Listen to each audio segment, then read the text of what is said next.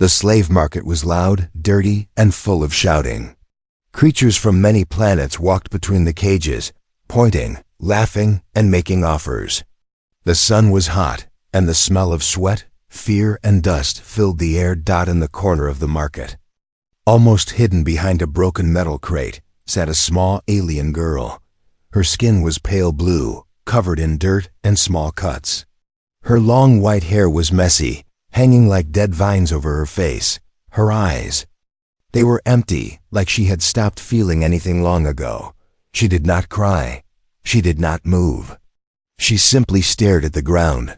"Useless girl," the trader barked, kicking the side of her cage.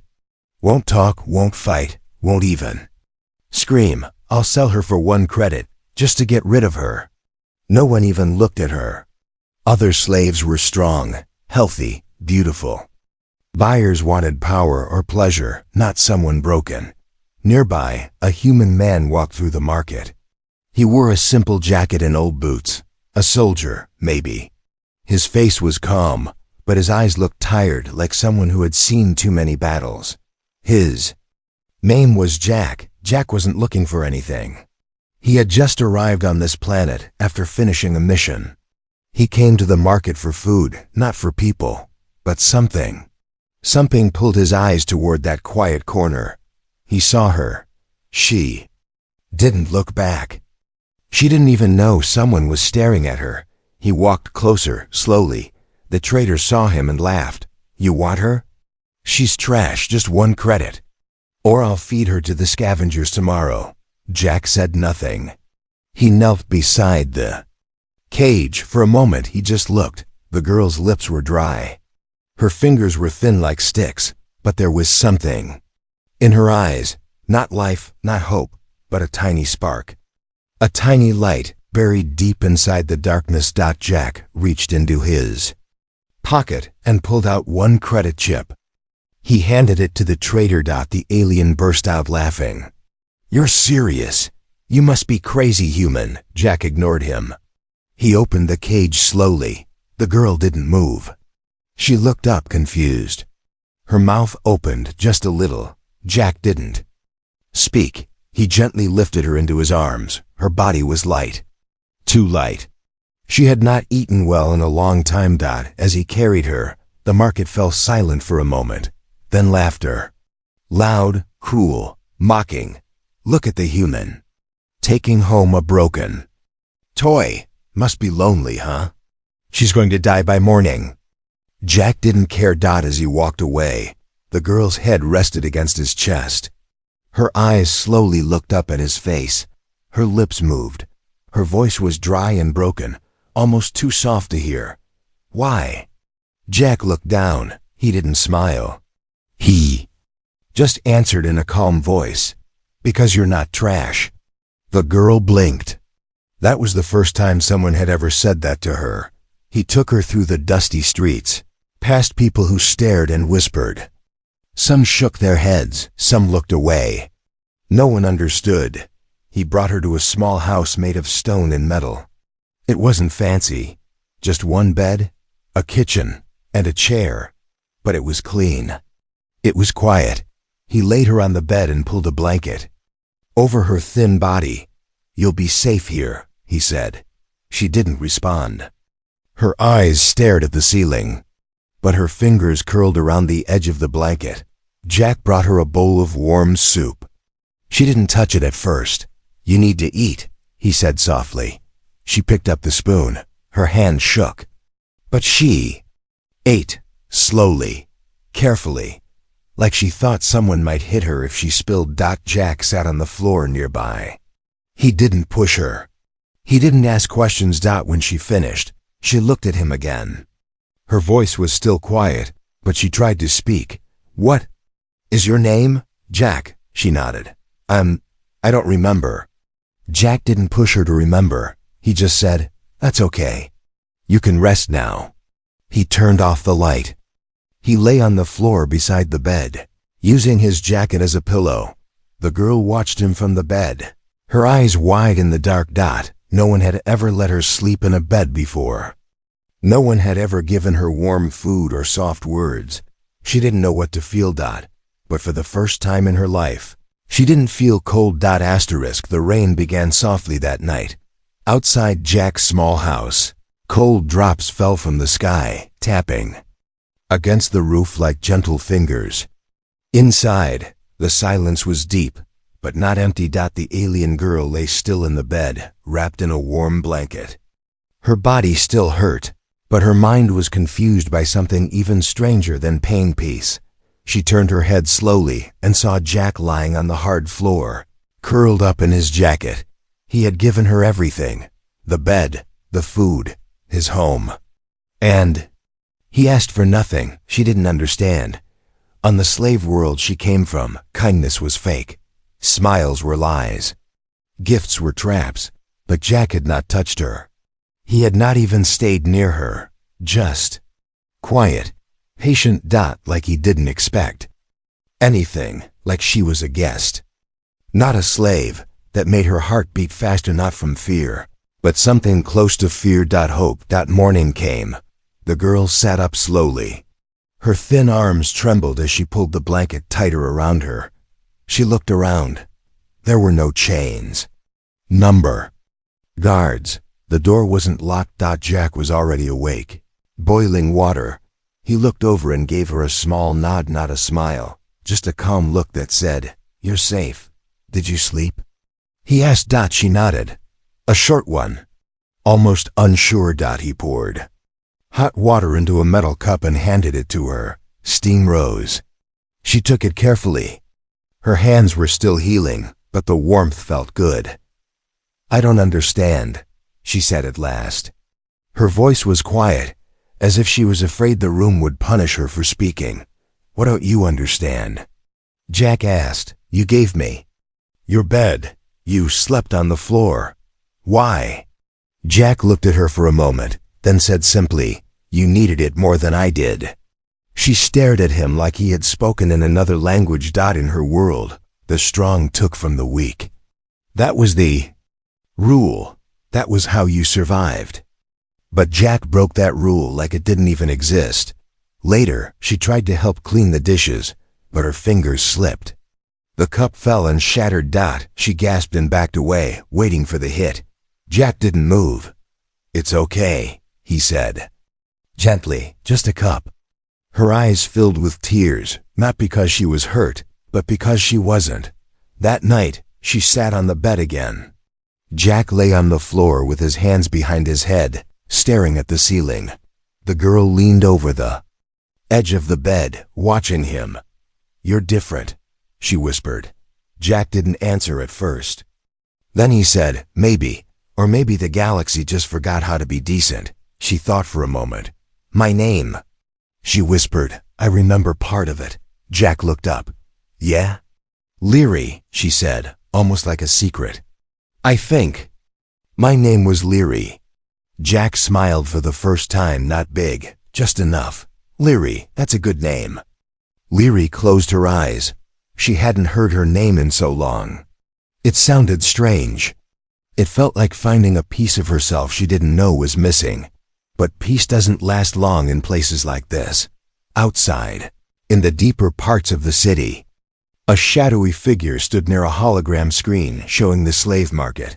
His face was scarred, his eyes cruel. He zoomed in on the recording from yesterday. There she was. The girl, Leary. "Impossible," the man growled. "She was supposed to be dead." He turned to his bodyguard. "Bring her back, now." Back in the house, Leary stood at the door, staring at the stars. Jack handed her a jacket. It was big on her, but warm. "You ever see Earth stars?" he asked. "No," she said. "I've never seen stars this free." Jack nodded. He didn't say much more. I looked at him for a long time. "I'm not used to kindness," she said softly. Jack didn't look away. "Then maybe it's time you get used to it." She blinked fast, trying to stop tears, but one escaped anyway. She wiped it quickly. "I don't want to be afraid anymore." Jack looked at her, serious now. "Then stop running from your past. If someone tries to hurt you again, they'll have to go through me first." That night, Leary lay in the bed, holding the blanket. Tightly. Jack slept on the floor again. But something had changed. This time, she closed her eyes. And smiled. Just a little, but for her, it was everything. The morning sun was bright, pouring through the small window of Jack's house. It painted golden lines across the walls. Birds chirped somewhere outside, real birds, not machines. Leary stood in front of the mirror. She didn't recognize the girl staring back, not because of how she looked, but because of what she felt. Her arms were still thin, her body still weak. But her eyes, they were changing. They had life now. Not fire, not strength, but hope. She pulled the jacket tighter around herself and stepped outside. Jack was fixing an old drone near the back of the house. His tools clicked and buzzed, but his face was relaxed, calm. "Morning," he said, not even looking up. Leary nodded. "Morning." He handed her a small wrench. "Wanna try?" She blinked. "You trust me with this?" He smiled. "Why not? You've got steady hands. Just don't drop it on my foot." She sat beside him and began working slowly at first, then with growing focus. For the first time, she wasn't just surviving. She was doing something. Later that day, Jack brought her to the nearby market, not the slave market, a quiet local one. Just food, clothes, tools. Leary walked close to him, nervous. People stared. She felt it. Not everyone was kind. 2 alien women whispered and laughed. "That's the girl from the slave pens, isn't it? She's walking around like she belongs." Leary lowered her eyes. Jack heard them. His jaw tightened, but he didn't speak. Instead, he gently touched Leary's shoulder. "You okay?" She nodded. But inside, her old fear returned like a cold wind. They reached a small fruit stall. Jack handed her some credits. "Pick something you like." She looked at the fruit colors she had never seen, smells she couldn't name, but before she could choose, a large alien man shoved past her. "Watch it, trash," he growled. Leary froze. Her breath caught. She waited for pain. Jack stepped forward. But before he could speak, Leary did. "Don't touch me," she said. Not loud, but firm. The alien turned, shocked. "What did you say?" "I said don't touch me." Her hands shook, but she didn't move back. "I'm not your property, not anymore." Silence fell around the stall. Even Jack stood still. The alien blinked, then scoffed and walked away. Leary didn't even notice her own breathing until it slowed. Her heart was racing. Jack stepped beside her, impressed. "You just stood up for yourself." She looked at him, unsure. "Was that okay?" He smiled. "That was amazing." Leary's eyes widened. "I've never spoken back before. I always just took it." Jack nodded. "Not anymore." They returned home. That evening, Leary sat at the small table, cutting vegetables. Her hands were faster now, more steady. Jack watched her from across the room. "You're changing," he said. She looked up. "Into what?" Jack thought for a moment. "Into yourself." But while peace filled their home, danger was getting closer. In the shadows of the city, 3 rough-looking aliens stood around a holoscreen. On it was a picture of Leary taken from the market, her face partially hidden in Jack's arms. "That's her," one growled. "The boss wants her back," another spat. "Why? She's worthless." He said, "She knows things, secrets, codes. She's more important than we thought." The third one smiled. "Then let's take her back, quietly." Back at the house, Leary stood in front of the mirror again that night. She placed her hand on the glass, looking deep into her reflection. She whispered, "I said no." I said it out loud. A tear rolled down her cheek, not from pain, but pride. She wasn't strong yet, but she wasn't weak anymore. Asterisk. The stars above the city blinked like cold eyes in the sky. Inside Jack's small house, Leary finally felt something she hadn't felt in years. Safe. She was sitting on the floor beside the bed, brushing her hair slowly. Jack had given her a simple wooden comb that morning. She had stared at it for a full minute before touching it. No one had ever given her something just for her. Jack sat at the table, fixing a broken power tool. It sparked once. He muttered something under his breath, and Leary smiled quietly. This was peace, quiet, normal, but peace is never safe for long. Outside, the streets were dark and empty. 3 shadows moved through the alleys, silent, cold, and fast. The first was tall with metal arms. The second had scales and a cruel scar across his face. The third was short, but his eyes were sharp like knives. They reached Jack's door and stopped. "She's in there," the tall one said. "The boss wants her alive." "And the human?" the short one asked. "If he resists, break him." Inside, Leary suddenly felt cold. Her hand stopped moving through her hair. Something deep inside her, some leftover instinct, whispered, "Danger." Jack looked up from his tool. He noticed her eyes had gone still. "What is it?" he asked. Before she could answer, bang! The door exploded inward with a blast of smoke and light. Wood and metal flew through the air. Jack jumped to his feet. Leary screamed and fell back. 3 figures rushed in. "No talking," the metal-armed one growled. "Grab the girl." Jack moved without thinking. He slammed the table over, using it as a shield, and pulled Leary behind him. "You're not taking her," he said, voice sharp and steady. The short one laughed. "Oh, we are." They charged. Jack met the first attacker head-on. His old soldier instincts came alive. He ducked a punch and slammed his fist into the metal-armed one's jaw. Sparks flew. The attacker stumbled. The second grabbed Leary by the arm. She kicked wildly. "Let go of me." Jack turned, grabbed the metal rod from the floor, and swung it, hard cracking it across the attacker's back. The alien howled and dropped her. The short one pulled out a shock knife and lunged. Jack blocked it with his arm and growled in pain as the blade cut deep, but he didn't stop.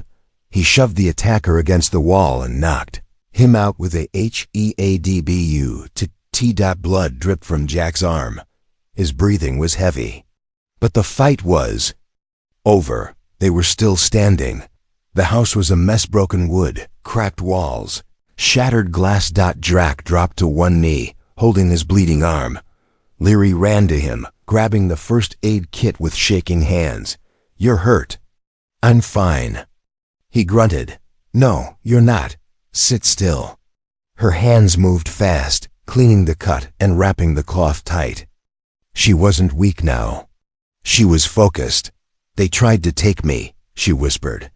"They came back." Jack looked into her eyes. "And I told them no." Later that night, after cleaning up the damage, Jack fixed the door stronger this time. Leary sat at the window, watching the night. "I thought I was just a slave," she said softly. "Why would they come for me?" Jack sat beside her, arm now bandaged. "They didn't see your worth before," he said. "Now they do." She shook her head. "Maybe they want something else. Maybe I knew something. But I don't remember." "Not yet." Jack nodded. "It doesn't matter. Whatever it is, they'll have to go through me first." Leary looked at him, then leaned her head on his shoulder. "I'm not afraid anymore," she said. Jack smiled. "You don't have to be." Far away, a message beeped on a rich alien's communicator. A voice answered, cold and angry. "They failed?" "Yes, sir."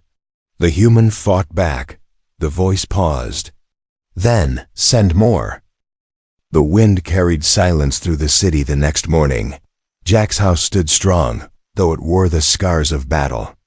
A broken chair, a dent in the wall, dried blood on the floor. But inside it was calm. I stood in front of the mirror. Again, brushing her white hair slowly, her face looked different now. Not beautiful.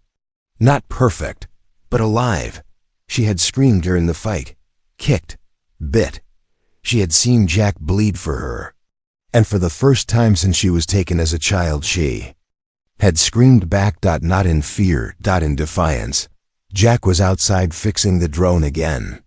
His arm was sore, but he worked quietly. Leary stepped out. She wore clean clothes, now plain but comfortable. Her steps were light. "Jack," she said, "I want to speak." He paused. "Speak?" "To others," she said. "To anyone who will listen." Jack stood up. "Are you sure?" Leary nodded. "If they came for me once, they'll come again. Maybe I was no one before, but now they think I matter. Maybe I do." Jack looked into her eyes. She wasn't just surviving anymore. She was becoming something more. Later, they visited a small communications post at the edge of the city. A kind alien woman named Tira, a local journalist, greeted them. She had wide green eyes and warm skin, like soft stone. "You're Jack, right?" she asked.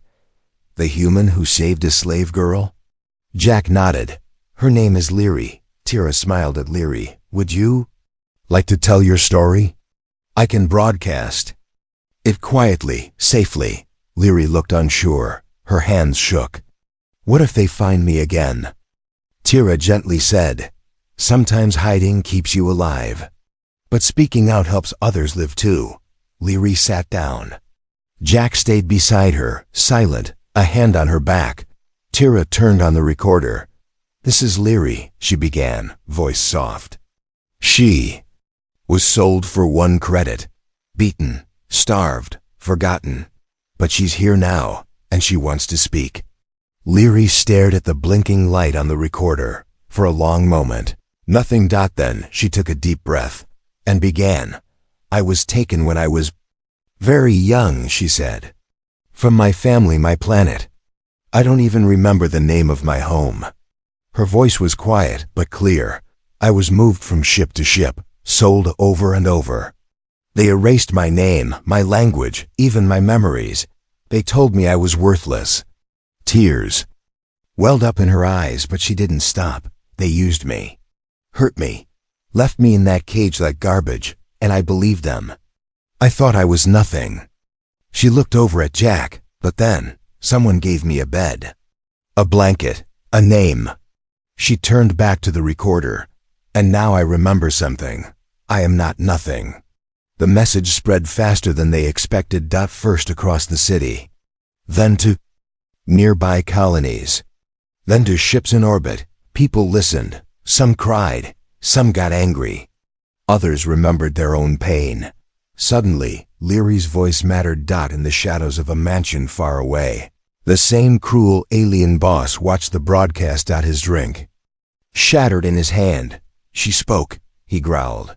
A guard beside him whispered, "What do we do now?" The boss's eyes narrowed. "We silence her." Before the rest remember their voices too. Back at Jack's home, Tira smiled as she packed up her equipment. "That was brave," she said. Leary's hands were still shaking. "I thought I'd fall apart," she admitted. "You didn't," Jack said softly. "You stood tall." Tira looked between them. "The world will hear you now, Leary. Just be ready. Not everyone will like it." Leary nodded. "I'm ready." But deep down, fear still burned. Not fear of pain, but fear of hope being crushed again. "Still," she whispered to herself, "even if they come again, I won't go back in silence."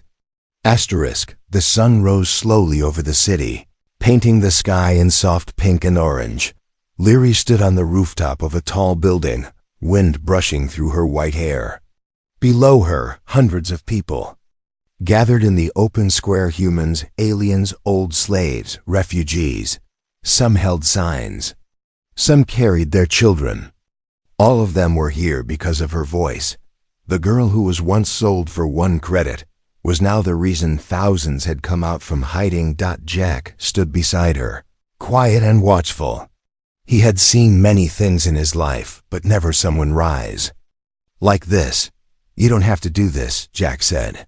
"You've done enough." Leary looked at him. Her eyes were no longer empty. "They listened," she said.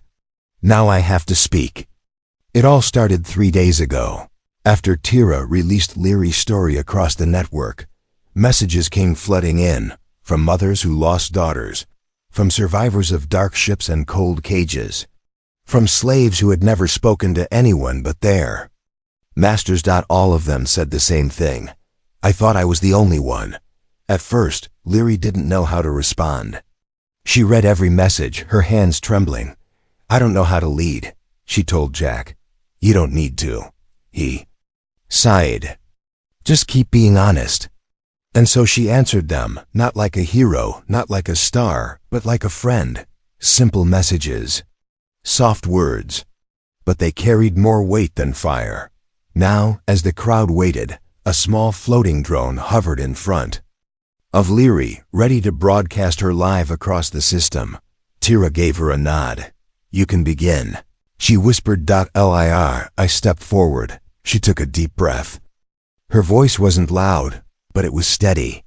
I was thrown away like trash, sold for the price of a broken shoe. No one looked at me. No one cared. She paused. The crowd was silent, but someone did. A human gave me food, gave me a bed, and gave me something I had forgotten, a name. A whisper moved through the people. My name is Leary. I am not a slave. I am not broken. I am alive. And if you're hearing this, so are you. Someone in the crowd raised a fist. Another wiped their eyes. Leary continued. They told us we were weak. But if we were weak, they wouldn't be afraid of our voices. A cheer broke out. You don't have to fight with guns. Just with truth, with memory, with each other. I was only one. But now we are many. The cheer grew louder. Hours later, in a dark war room aboard a ship far away, red lights flashed across a screen. The same alien boss who had tried to capture her before now watched in silence as reports came in. Slaves revolting. Markets shutting down. Old secrets being exposed. She started this, his general growled. One girl. No, the boss said coldly. One human started this. She's just the fire he lit. He stood up. It's time we extinguish them. Both. Back in the city, the crowd was leaving slowly. People smiled. Some came to thank her. Others just touched her hand. Jack stayed beside her the whole time, saying little but always watching. As they walked back to their home, Leary turned to him. I'm scared, she said. Good, he replied. She blinked. Good? Jack nodded. If you weren't scared, you wouldn't care. Brave people feel fear. They just don't run from it. Leary smiled, tired but proud. I don't want to run anymore. That night, Leary sat alone at the window. She looked up at the stars and whispered something old. A word from her forgotten language. It meant freedom. She hadn't spoken that word since she was a child, but now she owned it again. Rain fell gently outside Jack's home. It wasn't cold. It was soft, almost peaceful. Inside, Leary stood by the window, watching droplets run down the glass. She had given many speeches, answered many messages, and helped others find hope. She had become something more than anyone believed possible. But tonight, the house felt quiet, too quiet. She turned and saw the small bag on the table, Jack's bag. Her heart sank. In the next room, Jack was putting on his old jacket, the one with the stitched-up sleeve and soldier marks. He moved slowly, like someone trying not to wake a sleeping memory. Leary stepped into the doorway. You're leaving? She asked, voice low. Jack froze. He didn't turn. You don't need me anymore, he said softly. You've got people, a movement, a future. I have all of that, she replied, because you stayed when no one else did. Jack sighed. I'm just a soldier, Leary. I fix things. I fight when needed. You're light. You shine now. The galaxy sees you. It doesn't need me standing behind you like a shadow. Leary walked toward him. You don't stand behind me, Jack, she said. You stood with me. He looked at her, finally. His eyes were tired, but kind. I didn't plan to care this much, he whispered. I just wanted to help. And you did, she said, stepping closer. You helped me remember my name. You gave me warmth, safety, peace. But the most important thing you gave me, she paused, was the choice to love. Jack blinked, stunned. Leary, she reached out and took his hand. You gave me freedom, Jack. Now I'm using it to choose you. He didn't move, he didn't speak, but something in him broke open. Not in pain, but in relief. All the battles, the silence, the nights sleeping on cold ground, it had been worth it. He dropped the bag. Leary stepped into his arms. No fear, no chains. Just two hearts, free. Weeks passed. The world kept changing. Old slave markets closed. Survivors formed new communities. Leary was no longer just a voice. She was a leader, a sister, a friend. And beside her always was Jack. He didn't speak much in the meetings. He didn't need to. His presence said enough. One evening, as the sun dipped below the sky, they sat outside their home, watching children play in the distance. Leary leaned against him. Do you ever think about the day we met? She asked. Jack chuckled. You mean when I bought you for 1 credit? She smiled. The best deal you ever made. He looked at her, serious now. No, he said. That day, I didn't buy you. I found you. There's a difference. She touched his cheek gently. And I found something too. What? Myself. In the stars above, 100 systems knew her name. But here, in this moment, she was just Leary, a girl who had once been sold for nothing, now holding the hand of the only man who saw her worth before anyone else did, and she never let go.